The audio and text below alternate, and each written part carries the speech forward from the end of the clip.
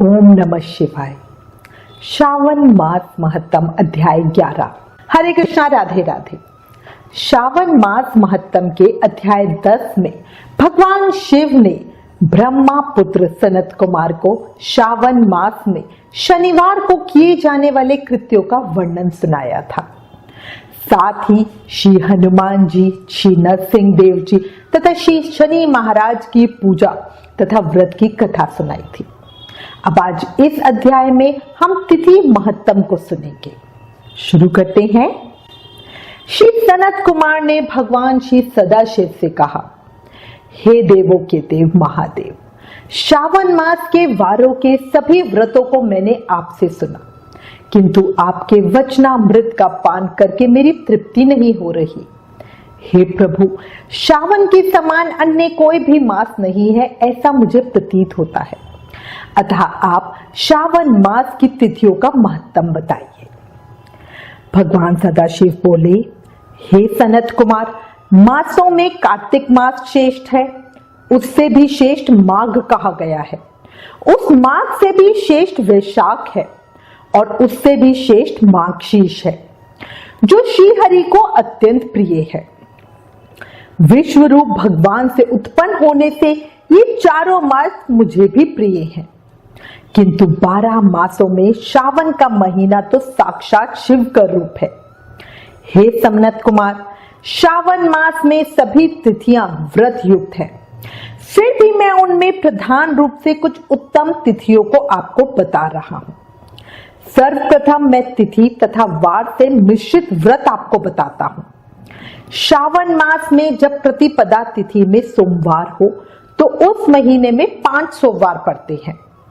उस श्रावण मास में मनुष्यों को रोटक नामक व्रत करना चाहिए। यह रोटक नामक व्रत 3.5 महीने का होता है। यह लक्ष्मी की वृद्धि कराने वाला तथा सभी मनोरथों की सिद्धि करने वाला है। अतः हे पुत्र, अब मैं तुम्हें यह सब विस्तार से कहने जा रहा हूं, मन लगा के सुनो। श्रावण मास के शुक्ल पक्ष में प्रतिपदा तिथि को जब सोमवार हो तब विद्वान प्रातःकाल ये संकल्प करे, मैं आज से आरंभ करके रोटक व्रत करूंगा। हे सुश्रेष्ठ, हे जगत गुरु, मुझ पर कृपा कीजिए। इस प्रकार संकल्प कर प्रतिदिन स्नान करके भगवान का पूजन करना चाहिए। अखंडित बिल्व पत्रों, तुलसी दरों, नील कमल, कमल पुष्पों, कलहर पुष्पों, चंपा तथा मालती के पुष्पों, गोविंद पुष्पों, आक के पुष्पों, उस ऋतु तथा काल में होने वाले नाना विविध अन्य सुंदर पुष्पों, धूप, दीप, नैवेद्य तथा नाना प्रकार के फलों से शूलधारी महादेव की प्रतिदिन पूजा करनी चाहिए। विशेष रूप से रोटक का प्रधान नैवेद्य अर्पित करना चाहिए। पुरुष के आहार प्रमाण के समान 5 रोटक बनाने चाहिए। बुद्धिमान को चाहिए कि उनमें से 2 रोटक ब्राह्मणों को दे, 2 रोटक का स्वयं भोजन करे और 1 रोटक देवता को नैवेद्य के रूप में अर्पित करे। बुद्धिमान को चाहिए कि शेष पूजा करने के अनंतर अर्घ प्रदान करे।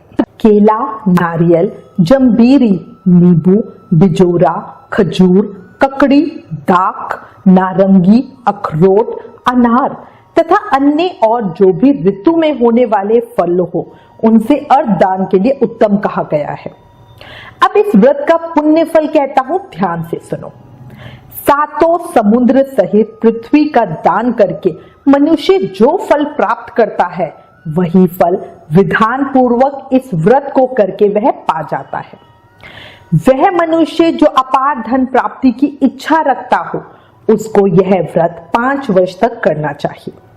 इसके बाद रोटक नामक व्रत का उद्यापन कर देना चाहिए। उद्यापन कृत के लिए सोने अथवा चांदी के 2 रोटक बनाएं। प्रथम दिन अधिवासन करके प्रातःकाल शिव मंत्र के द्वारा घृत तथा उत्तम बिलपत्रों से हवन करें। हे तात, इस विधि से व्रत के संपन्न किए जाने पर मनुष्य सभी वांछित फलों को प्राप्त कर लेता है।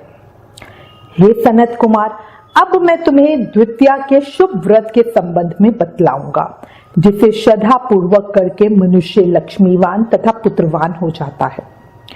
औदुंबर नामक वह व्रत सब पापों का नाश करने वाला है। ज्ञानी मनुष्य को चाहिए कि शुभ सावन का महीना आने पर द्वितीया तिथि को प्रातःकाल संकल्प करके विधि पूर्वक व्रत करना चाहिए। इस व्रत को करने वाला स्त्री हो या पुरुष, वह सभी संपदाओं का पात्र हो जाता है। इस व्रत में प्रत्यक्ष गूलर के वृक्ष, जिसे औदुंबर वृक्ष भी कहते हैं, की पूजा करनी चाहिए। किंतु गूलर वृक्ष ना मिलने पर दीवार पर गूलर के पेड़ का चित्र अंकित करें और मंत्रों से उसकी पूजा करनी चाहिए। हे औदुंबर, आपको नमस्कार है। हे हेम पुष्पक, आपको नमस्कार है। इसके बाद शिव तथा शुक्र की भी पूजा गूलर के वृक्ष में करनी चाहिए।